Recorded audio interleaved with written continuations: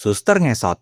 Suster Ngesot adalah salah satu legenda urban paling ikonik di Indonesia yang menggambarkan hantu perawat wanita yang berjalan dengan cara menyeret kakinya di lantai. Cerita ini berlatar di sebuah rumah sakit tua di Jakarta. Kisah bermula dari seorang perawat wanita yang sedang bertugas malam sendirian. Seorang dokter atau pasien pria yang berniat jahat menjebak perawat tersebut di sebuah ruangan sepi. Perawat itu diperkosa secara brutal. Untuk menghilangkan jejak dan membungkam korbannya, pelaku menganiaya perawat tersebut secara sadis hingga kedua kakinya patah atau lumpuh total sebelum akhirnya dibunuh. Karena meninggal dalam kondisi tragis dan membawa dendam, arwah sang perawat bergentayangan di lorong-lorong rumah sakit. Karena kakinya hancur saat dibunuh, ia tidak bisa berjalan normal dan terpaksa bergerak dengan cara menyeret tubuhnya. Cerita lain menyebutkan kalau Suster Ngesot adalah seorang penganut ilmu hitam. Tapi bagaimanapun secara sosiologis, legenda ini mencerminkan ketakutan masyarakat urban terhadap ruangan rumah sakit yang dingin, sepi, dan lorong-lorong panjang yang mencekam di malam hari. Jadi terserah kalian mau percaya urban ini atau enggak.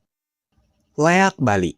Leak Bali adalah salah satu legenda urban sekaligus bagian dari ilmu mistis tertua di Indonesia. Cerita ini tidak hanya menjual ketakutan tetapi juga kental akan budaya, ritual, dan sisi magis Pulau Dewata. Kisah Leak bersumber dari cerita rakyat abad ke-11 pada masa pemerintahan Raja Airlangga di Jawa Timur, yaitu kisah Calon Arang. Calon Arang adalah seorang janda sakti penganut ilmu hitam yang murka karena anak gadisnya tidak ada yang berani melamar akibat ketakutan warga pada ibunya. Cerita ini kemudian menyebar ke Bali dan melekat dalam budaya lokal. Di Bali, Leak sebenarnya merujuk pada manusia biasa yang mempelajari ilmu pengiwa atau bisa disebut ilmu jalur kiri. Kebalikan dari ilmu penengen atau jalur kanan. Kalian juga pasti udah tahu kalau Leak bukanlah makhluk halus dari lahir, melainkan manusia hidup yang mempraktikkan sihir kuno untuk merubah wujud demi mencapai keabadian atau kekuatan. Di malam hari, penganut ilmu Leak akan melakukan ritual di kuburan. Mereka melepaskan kepala dari tubuhnya. Kepala ini terbang melayang ke angkasa, membawa organ dalam tubuh yang masih berdarah dan menggantung. Selain kepala terbang, Leak tingkat tinggi bisa berubah wujud menjadi hewan aneh seperti monyet bergigi tonggos, babi hutan, atau bola api yang melesat di udara. Leak dipercaya menghisap darah bayi yang baru lahir atau ibu hamil untuk menambah kekuatan magis mereka. Itu sebabnya dalam tradisi Bali, kelahiran bayi selalu dijaga ketat dengan ritual khusus.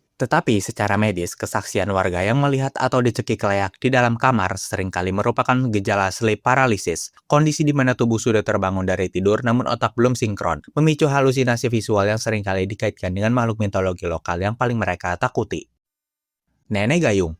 Nenek Gayung adalah salah satu legenda urban paling viral di Indonesia yang mengguncang media sosial dan pemberitaan nasional sekitar tahun 2011 hingga 2012. Berbeda dengan layaknya kental unsur budayanya, Nenek Gayung adalah murni fenomena modern urban legend yang menyebar lewat pesan SMS dan BBM masa itu. Legenda ini bermula dari kawasan Jakarta Timur. Warga dihebohkan dengan penampakan seorang nenek-nenek tua misterius yang kerap berdiri sendirian di tepi jalan raya pada malam hari.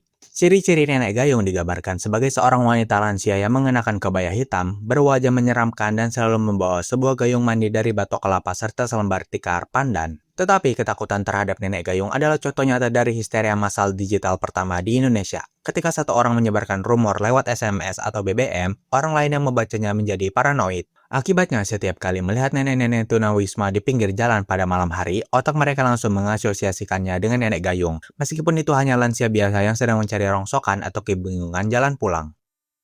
Wewe Gombel.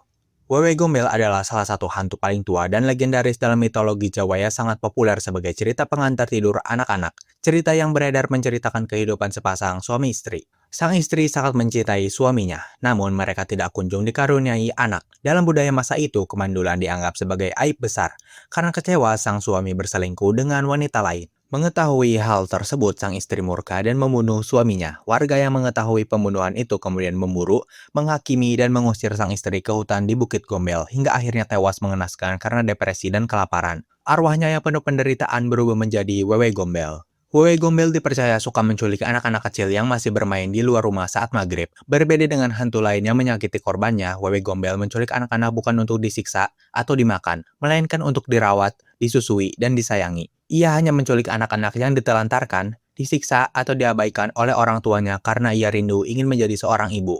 Ia baru akan mengembalikan anak-anak tersebut jika orang tuanya sudah sadar dan menyesali perbuatannya. Namun, secara sosiologis, mitos Wewe Gombel adalah alat kontrol sosial yang diciptakan oleh orang tua zaman dahulu. Sebelum ada listrik, waktu maghrib atau malam hari adalah waktu yang sangat berbahaya bagi anak-anak karena risiko binatang buas dan kriminalitas. Cerita seram ini sengaja dibuat agar anak-anak patuh dan segera pulang ke rumah sebelum hari gelap. Kakek Cangkul. Kakek Cangkul adalah salah satu legenda urban modern Indonesia yang viral hampir bersamaan dengan Nenek Gayung, yaitu sekitar tahun 2012.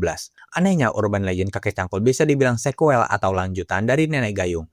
Mitos ini beredar tak lama setelah isu Nenek Gayung meredup. Konon, Kakek Cangkul adalah roh dari suami Nenek Gayung yang meninggal tak lama setelah istrinya wafat. Sosoknya digambarkan sebagai seorang kakek tua dengan wajah pucat, pakaian lusuh, dan selalu memikul sebuah cangkul tua di pundaknya. Berbeda dengan Nenek Gayung yang sering muncul di jalan raya, Kakek Cangkul lebih sering dilaporkan terlihat di area sekitar pemakaman umum atau jalanan sepi yang minim penerangan.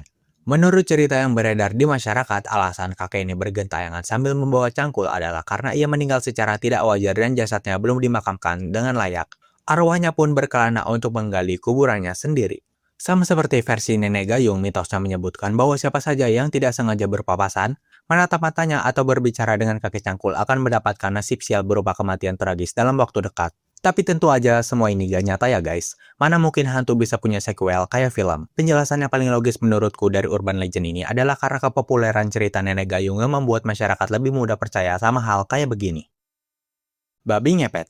Babi ngepet adalah salah satu legenda urban sekaligus mitos pesugihan paling legendaris di Indonesia yang masih sangat sering memicu kehebohan di masyarakat hingga era modern sekarang. Legenda babi ngepet berakar dari kebudayaan masyarakat Jawa kuno pada masa pertanian. Mitos ini lahir sebagai bentuk penjelasan mistis ketika ada seseorang di desa yang mendadak kaya raya tanpa terlihat bekerja keras seperti warga lainnya. Ritual babi ngepet melibatkan kerjasama dua orang yang biasanya pasangan suami istri. Sang suami bertugas di lapangan, sementara sang istri menjaga rumah. Pelaku pria akan mengenakan kain kafan atau jubah hitam khusus, lalu membaca mantra hingga wujud fisiknya berubah menjadi seekor babi hutan. Babi ini kemudian berkeliaran di malam hari, menyelinap ke pekarangan rumah warga, dan menggesekkan tubuh ke dinding rumah korban. Seketika, uang tabungan atau perhiasan di dalam rumah tersebut akan berpindah ke tubuh sang babi. Sementara si babi beraksi, sang istri di rumah bertugas menjaga sebuah lilin yang menyala di atas mangkuk air. Jika lilin bergoyang atau meredup, artinya suaminya dalam bahaya. Sang istri harus segera meniup lilin tersebut agar suaminya instan berubah kembali menjadi manusia dan selamat dari amukan massa. Nah, menurutku mitos babi ngepet adalah produk dari kecemburuan sosial masyarakat. Ketika ada tetangga yang sukses lewat jalur modern yang tidak dipahami oleh masyarakat tradisional, warga yang iri cenderung menuduh mereka menggunakan pesugihan babi ngepet demi memvalidasi rasa kegagalan ekonomi mereka sendiri. Keranda terbang. Keranda terbang atau sering disebut lampor di beberapa daerah Jawa adalah legenda urban sekaligus mitos mistis yang sangat mencekam. Cerita ini menceritakan sebuah keranda yang melayang dengan kepanikan massal sebuah desa. Menurut kepercayaan masyarakat kuno, kemunculan keranda terbang di atas atap perumahan warga bukan sekedar kebetulan. Ini adalah simbol pancakaruda atau datangnya wabah penyakit menular misterius. Jika keranda tersebut melintas dan berhenti atau berputar-putar di atas sebuah rumah, mitosnya menyebutkan bahwa salah satu penghuni rumah tersebut atau warga desa setempat akan meninggal dunia dalam waktu dekat secara beruntun. Di beberapa daerah saat isu keranda terbang ini viral, warga lokal memiliki tradisi untuk menangkalnya. Mereka sengaja tidur di atas lantai tanpa kasur. Mitosnya, lampor atau keranda terbang hanya mengambil nyawa orang yang tidur di atas ranjang atau tempat yang tinggi. Tapi, apa benar kalau lampor bisa membawa penyakit bagi masyarakat? Secara sosiologis, mitos lampor sebenarnya adalah cara masyarakat kuno menjelaskan trauma psikologis akibat wabah penyakit nyata, seperti malaria, kolera, atau flu Spanyol di masa lalu. Begu Ganjang. Begu Ganjang adalah salah satu legenda urban sekaligus mitos paling ditakuti yang berasal dari kebudayaan masyarakat Batak di Sumatera Utara.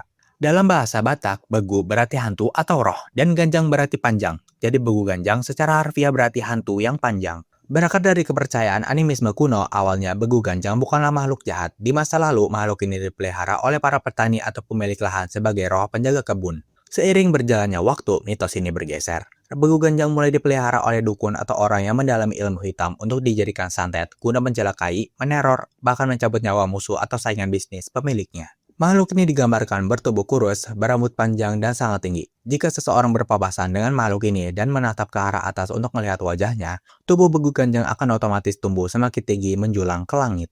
Siapa saja yang tidak sengaja melihat sosok ini atau sengaja dikirimkan begu ganjang oleh musuhnya, dipercaya akan langsung jatuh sakit secara mendadak. Gejalanya aneh, seperti sesak napas parah, badan melepuh, hingga berujung pada kematian misterius dalam beberapa hari. Secara ilmiah, mitos makhluk yang semakin tinggi saat ditatap ke atas bisa dijelaskan lewat keterbatasan mata manusia di malam hari. Ketika seseorang dalam kondisi ketakutan hebat di tempat gelap, lalu melihat bayangan pohon tinggi yang bergoyang ditiup angin, ilusi optik akan terjadi.